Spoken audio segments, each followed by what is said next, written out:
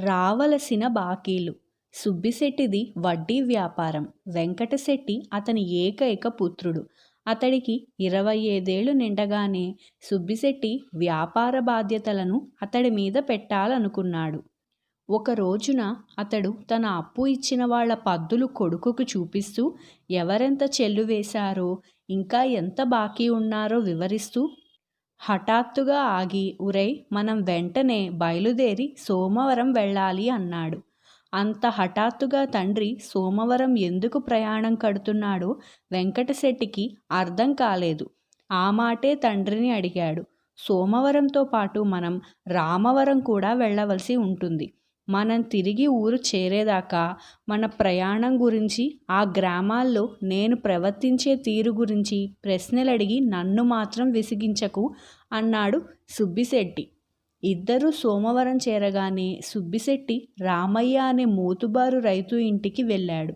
రామయ్య సుబ్బిశెట్టిని చూస్తూనే, "ఏమండోయ్ శెట్టిగారు, ఇలా దయచేశారేమిటి?" అని అడిగాడు. "అంతగా విశేషమేమీ లేదు. రామవరం పోతూ ఇటు వచ్చాను. పనిలో పనిగా మీ బాకీ సంగతి కూడా కాస్త గుర్తు చేయాలనుకున్నాను. ఇప్పటికీ మీరు నెలసరి వాయిదాల మీద చెల్లువేసిన 4000 వరహాల బాకీ పోగా మీ బాకీ ఇంకా 5000 వరహాలు ఉన్నది. మిగతా మొత్తం త్వరలో చెల్లు వేయడం బాగుంటుంది" అన్నాడు సుబ్బిశెట్టి. సుబ్బిశెట్టి మాటలకు రామయ్య కోపం తెచ్చుకుని, "శెట్టిగారు, పెద్దతనం కొద్దీ మీకు మతిమరుపు వచ్చినట్టుంది. ఇప్పటికీ నేను నెలసరి వాయిదాల మీద 5000 వరహాలు చెల్లు వేశాను. ఇక నేను బాకీ ఉన్నది 3000 వరహాలు మాత్రమే. మరెవరో బాకీ నా నెత్తిన రుద్దాలని చూడాలనుకుంటున్నట్టున్నారు" అన్నాడు. సుబ్బిశెట్టి వెంటనే చిన్నగా చిటిక వేసి, "అది పుల్లయ్య గారి బాకీ. పొరపాటున మీ బాకీగా చెప్పాను" అన్నాడు. తరువాత తండ్రి కొడుకులు రామవరం వెళ్ళారు. అక్కడ సుబ్బిశెట్టి భీమయ్య అనే రైతుని కలుసుకుని, "భీమయ్య గారు, మీ బాకీలో ఇంతవరకు మీరు చెల్లు వేసింది 2000 వరహాలు మాత్రం. మిగిలిన 4000 వరహాలు ఎప్పుడు ఇద్దామనుకుంటున్నారు" అని అడిగాడు. భీమయ్య రుసరుసలాడుతూ, "శెట్టిగారు, నేనింతవరకు 3000 వరహాలు చెల్లు వేశాను. ఇక నేను మీకు వడ్డీతో సహా 3500 వరహాలు బాకీ ఉన్నాను. వచ్చే నెల ఒకేసారిగా ఆ బాకీ మొత్తం ఇద్దామనుకుంటున్నాను" అన్నాడు. వెంటనే సుబ్బిశెట్టి, "భీమయ్య గారు, పొరపాటున మీకు వీరయ్య గారి బాకీ మొత్తం చెప్పాను. మీ లెక్క సరైనదే" అని కొడుకుతో ఇంటికి వచ్చేశాడు.